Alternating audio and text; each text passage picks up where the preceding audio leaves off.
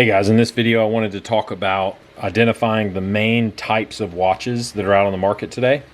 And I've got some of them here with me. So we'll start off with the most common type of watch, which is here on the left. And this is a quartz watch or a battery operated watch. So this one actually features a digital display as well as an analog display with the hour, minute, and second hand. This is the most common type of watch you'll see. Typically, it's the least expensive type of watch you'll see, mainly because the quartz movements are pretty inexpensive to make, and they rely off of batteries for their functionality and how they last, so the movements are a little simpler. So that's your first type of watch. Really easy to identify. You can typically see that on a quartz watch you'll see a ticking.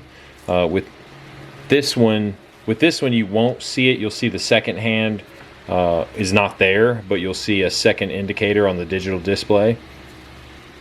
So here we have another quartz watch, and this is just a purely analog quartz watch. And you can see here we've got a second hand, and you will have a ticking motion of that hand. So it will actually count off the seconds as they happen. So that's your quartz watches.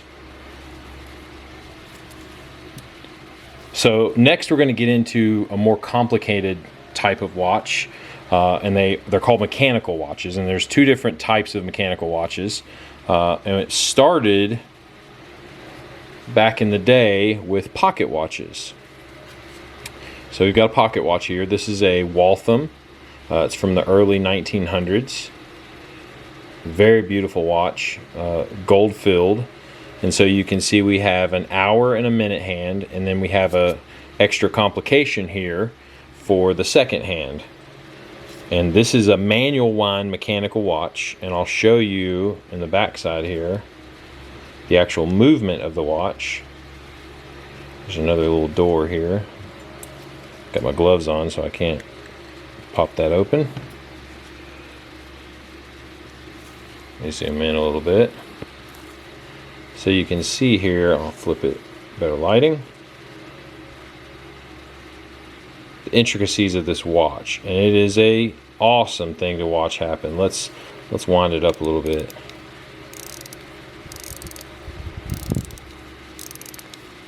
Give it a couple more winds. So you can see there the escapement working. And the balance wheel. There you go, the escapement up top there. And so that's actually a purely hand wind mechanical watch. And you can see now the second hand is moving. Now you see on these mechanical watches, the second hand will be a lot smoother than on a quartz watch. And that really has a lot to do with the gearing inside there for the second hand. And on really high-end mechanical watches, you'll see that is even smoother. It's more of a sweeping motion than a ticking motion. So this started it all. Well, clocks started it, but the first watches really were pocket watches. So we'll close that up. And now we'll get into the wristwatch. I've got an old Timex here. So this is also a mechanical watch. Manual wind. This is not an automatic. We'll get to automatics here in a minute.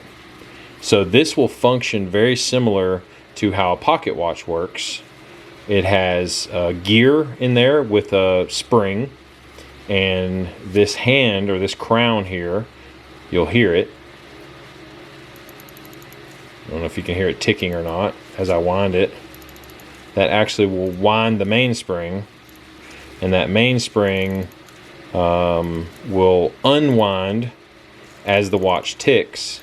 And that's how it will index the hands around the dial. And so the life of the watch will be determined by the mainspring. And actually, let's see if we can pop this case back open, and I'll show you guys the movement and how it differs from an automatic. So on this one, I've got a little tab here. There we go. Alright, so you can see here, you see the escapement. And over here, you're going to see a large gear. And so you notice the gear isn't really spinning.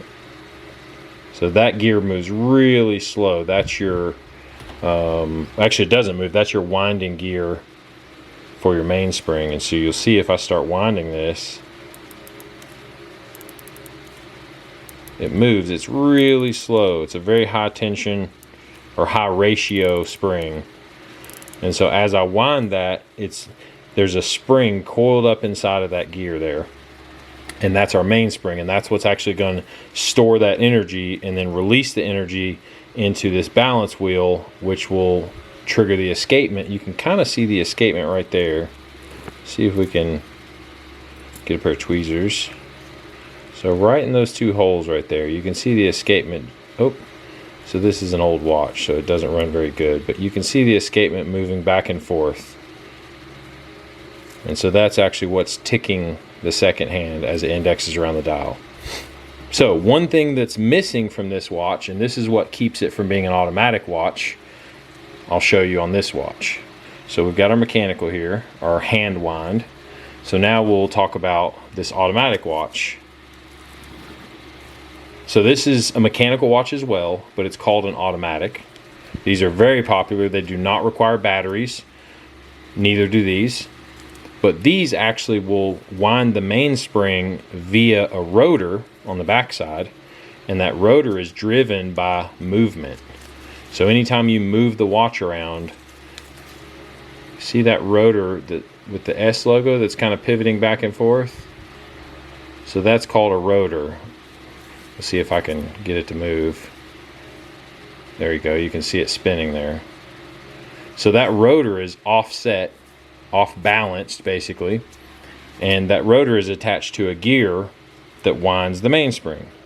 And so the rotor, as you move around and move your arm, like when you're wearing the watch, you lift your arm, you raise your arm, you move things around, it will actually rotate that rotor and charge or wind the mainspring. You see it spinning there as you're going about your day. And so that will keep the watch running. Let's see if I can get it. There we go, and you can see the escapement and the balance spring in there working. See if you can get you can barely see the escapement ticking under there. So just right there. You can see it in the background there, just ticking back and forth. And that's what's unwinding the mainspring and winding your second hand. And so these watches typically will have a manual wind function as well.